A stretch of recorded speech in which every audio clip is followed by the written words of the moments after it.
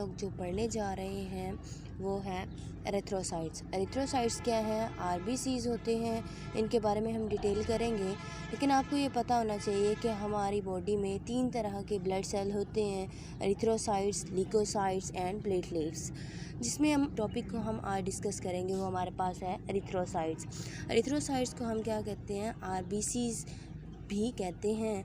अब हमारे पास क्या होता है कि ये सबसे ज़्यादा अबंडेंट ब्लड सेल है, ठीक है। मोस्ट अबंडेंट कौन सा होता है? हमारी ब्लड सेल जो है वो कौन सा है? हमारे पास आरबीसी होते हैं और 99% of all the blood cell होते हैं, ठीक है।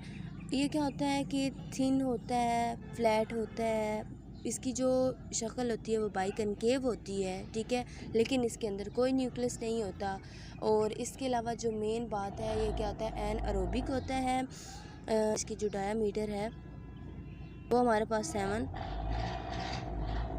माइक्रोमीटर होती है, ठीक है। देयर मेन रोल क्या होता है? इसका मतलब मेन रोल क्या है? हमारी बॉडी में ट्रांसपोर्ट करता है रिस्पायरेटरी गैसेस को, मेनली जो होता है ऑक्सीजन को करता है, लेकिन सम कार्बन डाइऑक्साइड को भी करता है। अगर हम इसकी कैरेक्टरिस्टिक शेप जो बनी हुई है बाइकनकेव, उसकी देखें वो फंक्शन के अकॉर्डिंग बनी हुई है। उसको अगर देखें को बाइकनकेविटी जो होती है, बाइकनकेव बनी होती है, वो क्या करती है कि सरफेस एरिया को इंक्रीज़ करती है। किसके लिए? फॉर गैस एक्सचेंज के लिए, गैसेस एक्सचेंज के लिए, ठीक है। वो हमारे लिए बाइकनकेविटी जो होती है उसकी शेप वो हेल्प करवाती है किसमें? गैसेस एक्सचेंज में। और जो उसके दरमियान वाला थिन पार्ट है ये क्या करवाता है कि ये एक सेंट्रल पोर्शन होता है जो क्या करवाता है? Fast entry and exit gases की करवाता है, ठीक है। ये सेल जो होते हैं हमारे पास ये फ्लेक्सिबल होते हैं, इनके अंदर कोई भी इंट्रासेलुलर ऑर्गेनेली नहीं होती है। और ये क्या करते हैं कि मोर रूम जो होता है, living more room for haemoglobin. जो कि हीमोग्लोबिन क्या आते हैं, किस चीज़ के लिए रिस्पॉन्सिबल होती है? गैस ट्रांसपोर्ट के लिए होती है। हमारे पास about 25% of the body's total cell count होते हैं, ठीक है। एरिथ्रोसाइट जो होते हैं कि डिवाइड, एरिथ्रोसाइट जो होते हैं ये मज़ीद डिवाइड नहीं होते हैं, जो बने हुए हैं वही रहते हैं।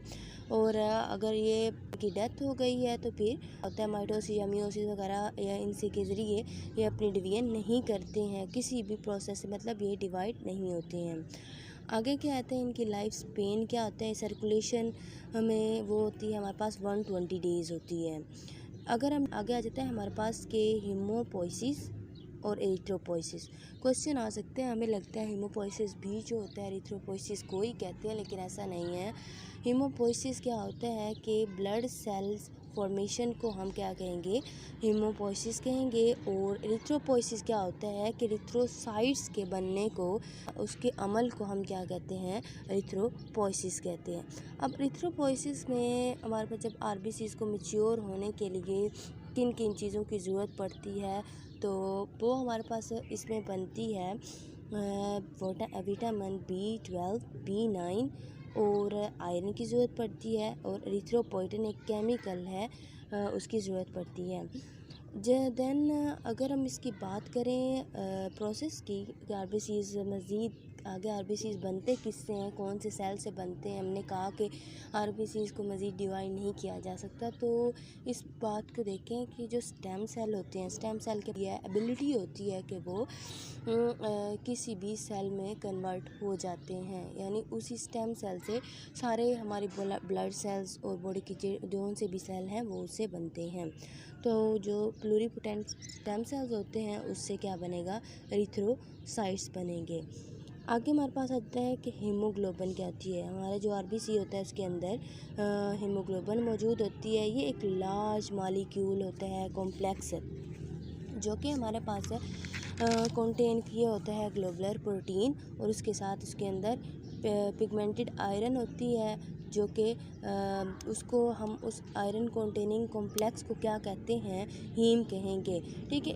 एक जो एवरेज आरबीसी होता है वो 280 मिलियंस हीमोग्लोबिन को कैरी किए हुए होता है। आज का लेक्चर आरबीसीज के मुतालिक इंशाल्लाह नेक्स्ट हम ल्यूकोसाइट्स पे बनाएंगे। आई होप कि आपको इसकी समझ आई होगी।